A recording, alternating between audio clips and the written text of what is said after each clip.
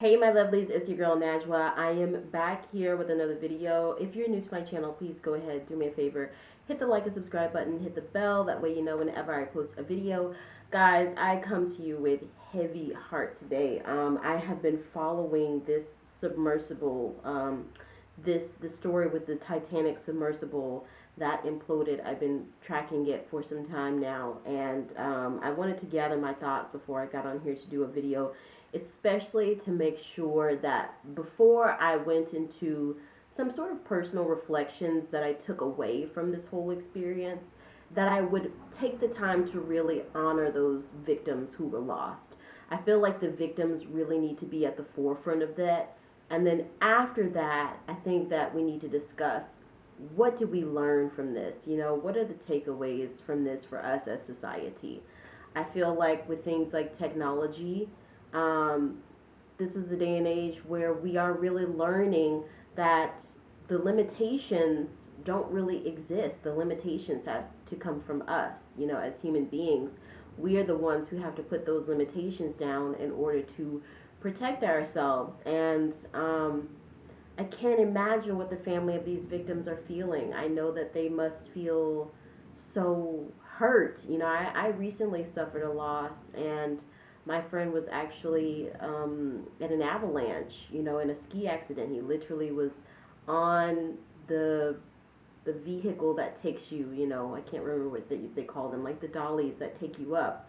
And it was in a fraction of a second that my friend was gone, and so I sometimes think about that. I sometimes think about, you know, did he know what was coming? And but for the respect of his family, I don't want to get too much into my friend, but um, these people probably on this submersible didn't really know that it was gonna be just the end in a split second. This implosion happened extremely fast, and so that's the one solace I feel like that I can take away. I also heard, I mean, there was a 19-year-old child on this submersible, and I think it was his aunt. She did an interview, and she just was speaking about how heavy her heart was. She was telling me about how her nephew actually had felt um, nervous about getting on the submersible, but he was doing it for his dad. He was there with his dad because his dad was like a huge Titanic fan. Um, these acts of love, he basically put his life on the line for love, the 19-year-old. And I think those are the things we kind of have to remember, is that we as human beings aren't driven by motivators. Well, we shouldn't be, at the very least, driven by motivators like, material things. Love is really what drives us. If you look at the dad who lost his life on the submersible, he had a deep love for the Titanic. Um, so I did want to really take the time to kind of talk about the victims. So I do have an article here from True Explorers, and we'll discuss this whole thing a little bit more in detail and talk about the sort of societal takeaways that we can take away from it. Because again, we live in this time of innovation. The technology won't set these limitations itself. We as human beings have to. So I think that it is so sad. I mean, every time I think about it, I get ultra sad. I've talked to people about it. Talked about it with people from church. I've talked about it with my husband. I've talked about it with some friends. Everybody I talk to is just like, even to just think about it, it's just like super duper sad. But I do think if these victims accomplish one thing, it's going to make technology more innovative. It's going to drive some better practices for the future. And maybe they changed thousands of lives. Maybe these 5 victims actually changed thousands of lives and changed, systems. They may have changed platforms and systems and scientific innovations that they don't even know. So let's talk about the victims first, and then we'll get to more of the sort of innovations and, the safety measurements that need to be taken. And I'll also talk a little bit about some spiritual takeaways that I took from this. So this is an article from USA Today News. It's an article entitled "True Explorers: The 5 Passengers Who Died on the Missing Titanic Submersible." And this was by Kayla Jimenez. I hope I'm pronouncing that right. Jimenez or Jimenez. It says 5 men, including one teenager, have been declared dead days after they left for a voyage in a 22-foot submersible to see the wreckage of the Titanic in the North Atlantic Ocean. Oceangate, the company that hosted the mission on the Titan submersible to Titanic, and I want to pause right there and go ahead and just let you know this was not government sponsored. This was a privately owned submersible company. It was owned by the CEO. What was his name? Um, Stockton. Yes, stocktonrush. And some things have come under.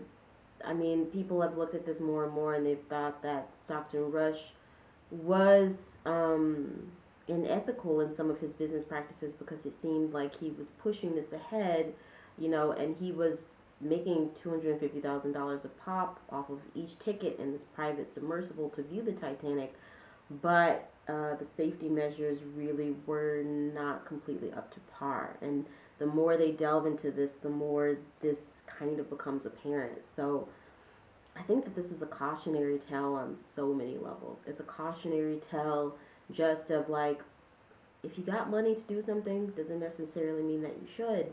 I think it's a cautionary tale for innovation in science. It's a cautionary tale for, CEOs. What is the place that you're pushing too far? What's the place that maybe you got to reel it back in?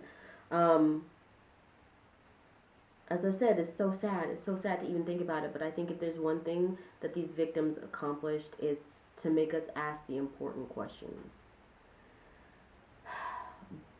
But was that worth 5 human lives? I don't know, Okay, so carrying on.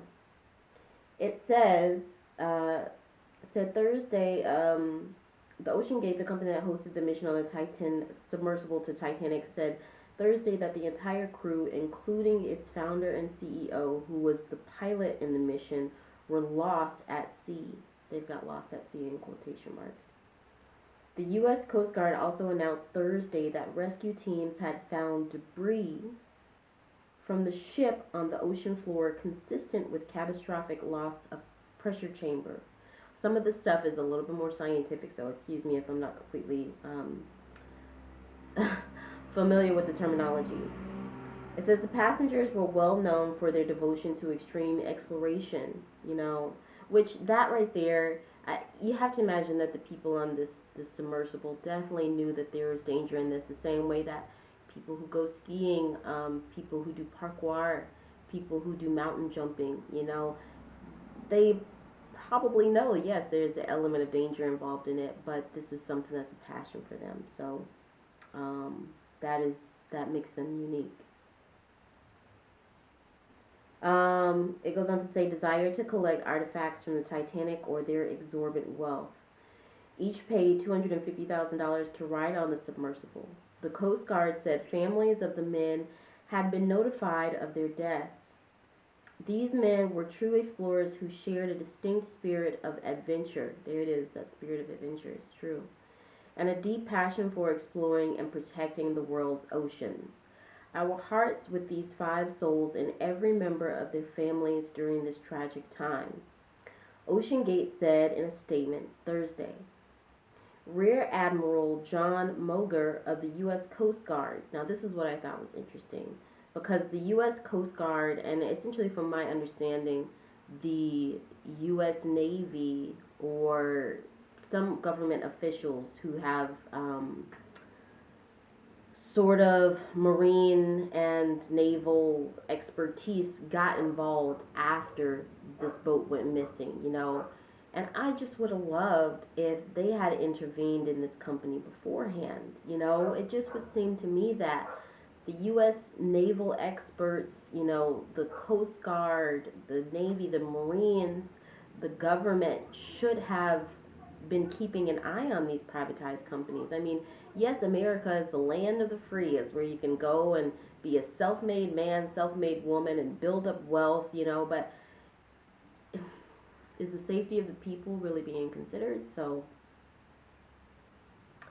So it says Rear Admiral John Moger of the U.S. Coast Guard said during a press conference Thursday he did not know whether the Coast Guard would be able to recover the bodies.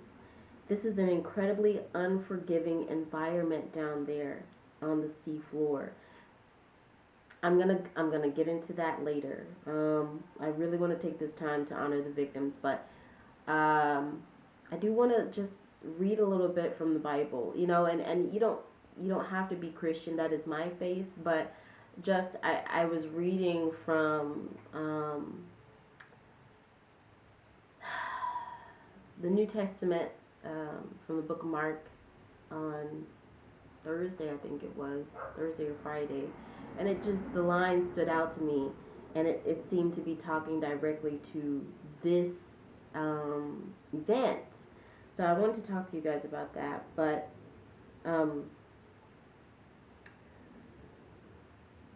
so it goes on to say OceanGate CEO Stockton Rush 61, founded OceanGate in 2009. He was also the co-founder of the OceanGate Foundation, a nonprofit organization which aims to catalyze emerging marine technology to further discoveries in marine science, history, and archaeology, according to the company's website. This man seemed like he was extremely intelligent, but risky. I mean, this submersible was being operated with a game controller,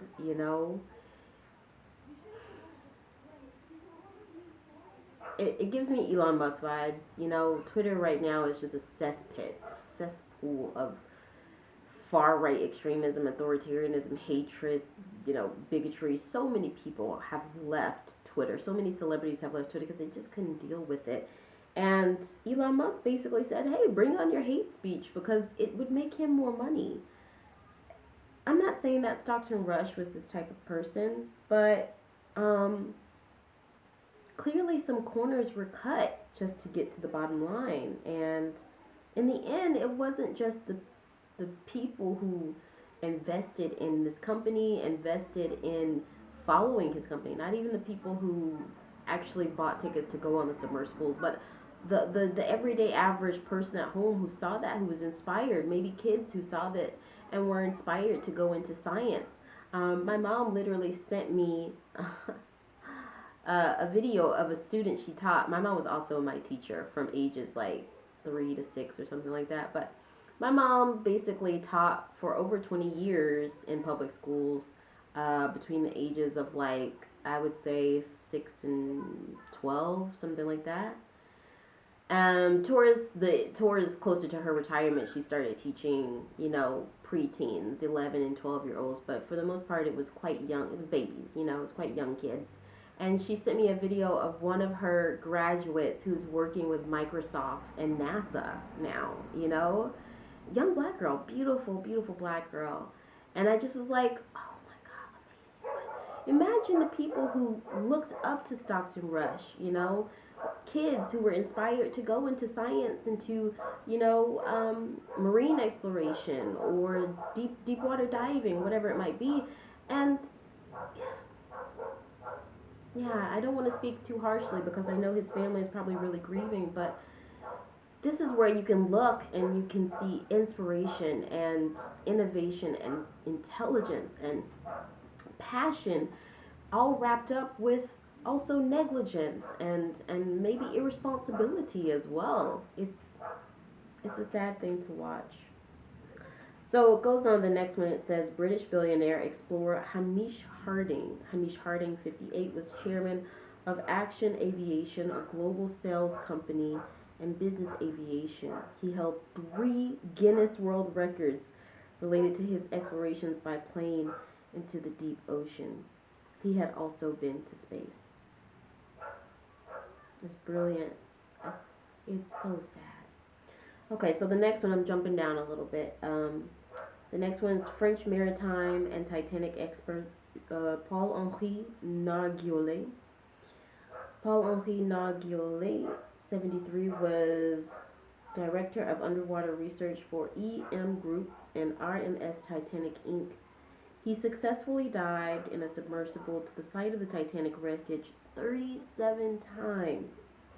and supervised the recovery of 5,000 artifacts. I mean, these these individuals were absolutely um, impressive. Their rap sheet is so impressive. You know, imagine how much these people have contributed to science. He was born in Chamonix.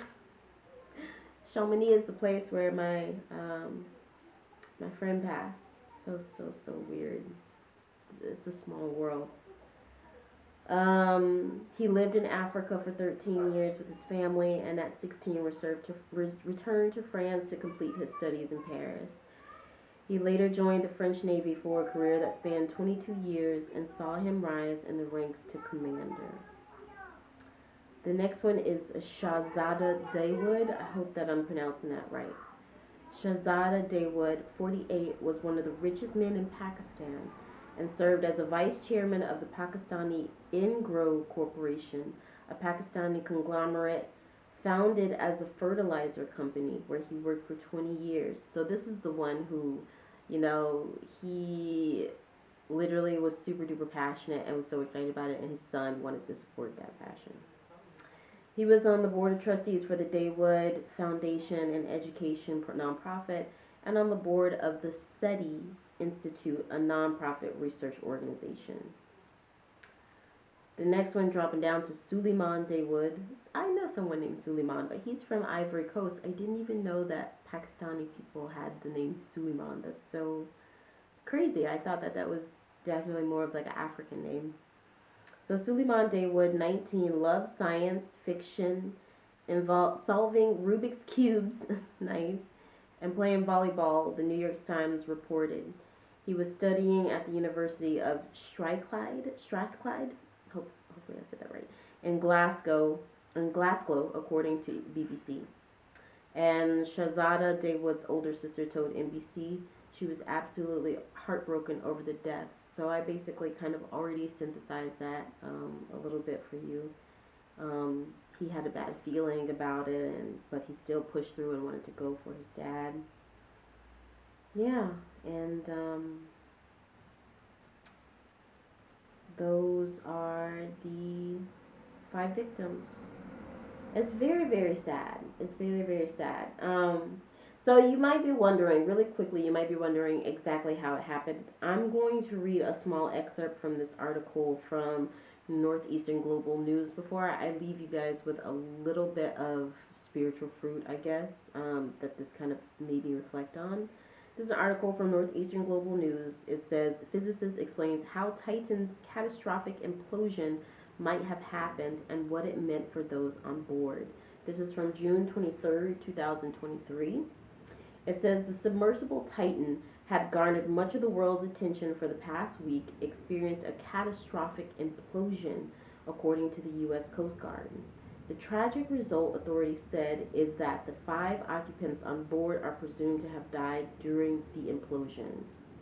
I'm going to skip down a little bit. Quite simply put, it says, quite simply, an implosion is the opposite of an explosion. In an explosion, the force acts outwards, but in an implosion, the force acts inward. When a submersible is deep in the ocean, it experiences the force on its surface due to water pressure. When this force becomes large, or larger than the force hull can withstand, the vessel implodes violently. So what this would have meant, it goes on to explain a little bit more of what this would have meant for the 5 occupants. It says implosions, like explosions, are very violent. As the hull breaks apart under the huge external pressure, a large amount of energy is released. The 5 occupants would have died instantly. The occupants would not have experienced pain or realized what hit them. It makes me kind of think of a black hole,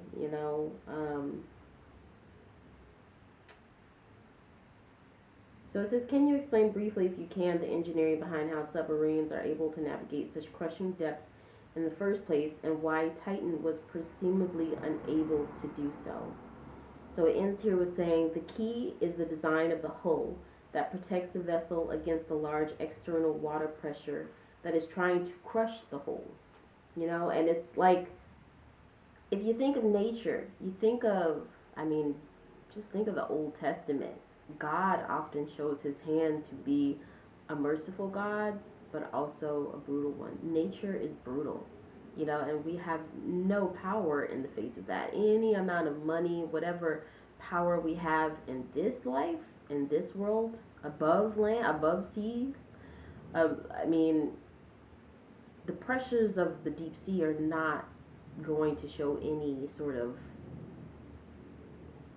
consideration of that. So it says much of the existing technology is based on steel, titanium, and aluminum. The performance of these materials under extreme stress is well understood. However, the Titan's hull had an experimental design.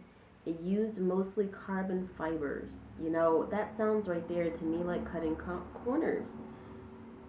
Extremely important corners at that, which have the advantage of being tighter than titanium or steel, so Titan could have more space for passengers. Properties of carbon fibers for deep sea applications are, however, not that well understood. It can crack and break suddenly. It concludes with saying, also Titan had previously gone for deep sea dives a few times, which would have contributed to the fatigue of the hull to make the hull more prone to catastrophic failure. So, it's like, on Stockton Rush's part, I can understand on the one end how he just really probably couldn't have 100% known that this would happen. If we're looking at this from a very scientific, logical, linear manner, which I say all the time on this channel, we're doing too much of that these days. We're not using our basic common sense. That thing you feel in your backbone when God is telling you, danger, danger, don't move forward. They had used this material that's shown to be less well researched, this carbon fiber material. Moving forward with that, I'm sure that was much less expensive than titanium and steel, and they had used it several times on excursions before. So there's also, just thinking about that from a common sense standpoint. Yeah. So my conclusion, I think that this should have involved a little bit more common sense. This should have involved a little bit more common sense, a little bit more acknowledgement that us as humans, in the face of extreme deep sea pressures, it's a serious thing. If you're going to have a company, a privatized company like this, doing excursions to this extent with actual people on board, really talk to the government. Get the government involved. They will give you research grants, but the problem with that is you might not get what you want in this lifetime. Everything is, we needed it yesterday. But I imagine one of SpaceX's, crafts going up into space and people being on it, and the same thing happening. Elon Musk doesn't really get affected, but what could be the implications for someone else? I just think this is the day and age of extreme individualism. We can accomplish so many things on our own, and we can get this amazing wealth in this day and age of just hard work and study and research. But to add to that is, we also live in the day and age of instant gratification and needing everything yesterday. And when you do that, a little bit of your humanity every single day just goes out the window a little bit, and you forget. I just don't put people on experimental stuff if you really are not at least like 95% sure that that is safe, that it's got the correct safety measures, and bring the government in. Like, some companies, sadly, I honestly just think should not be privatized. I do know that this is the day and age where we can really become millionaires, billionaires with enough drive. But take a look at Elizabeth Holmes with Theranos. some stuff, bring in the right people, do your due diligence, and take the time to do it right. Um, and if you don't, this last part is just, it's both um, a piece of inspiration that I felt like that talked to me from the scripture related to this incident, but it's also a prayer. It's a prayer for me and a hope that humanity continues to advocate for the fact that we are driven really by love. We have that ability in us to have all of these negative attributes, but for the most part, we're driven by love. You even look at these people who were in Titan. They were driven by their love of the Titanic, by their love of deep sea diving, of going into the ocean, by their love of people, the son to a dad. So it just, it spoke to me, and I want you to just have a listen and let me know what you think. I'm going to close it out immediately after this scripture, and then I'd like to know what you guys think in the comments. So if you're new here, again, hit the like and subscribe button, hit the bell so you know whenever I post a video, and I'll see you next time. So this is Mark chapter 8. I'm going to start from verse 27. So it says, Peter declares that Jesus is the Messiah. Jesus and his disciples went on to the villages around Caesarea Philippi. On the way, he asked them, "Who do people say I am?" This is what Jesus says to his disciples. They replied, they being the disciples, "Some say John the Baptist, others say Elijah, and still others one of the prophets." "But what about you?" he asked. "Who do you say I am?" Peter answered, "You are the Messiah." Jesus warned them not to tell anyone about him. He then began to teach them that the Son of Man must suffer many things and be rejected by the elders, the chief priests, and the teachers of the law, and that he must be killed and after 3 days rise again. He spoke plainly about this, and Peter took him aside and began to rebuke him. But when Jesus turned and looked at his disciples, he rebuked Peter. "Get behind me, Satan," he said. "Do not have in mind the concerns of God, but merely human concerns." Then he called the crowd to him, along with his disciples, and said, "Whoever wants to be my disciple must deny themselves and take up their cross and follow me. For whoever wants to save their life will lose it. But whoever loses their life for me and for the gospel will save it. What good is it for someone to gain the world, yet forfeit their soul?"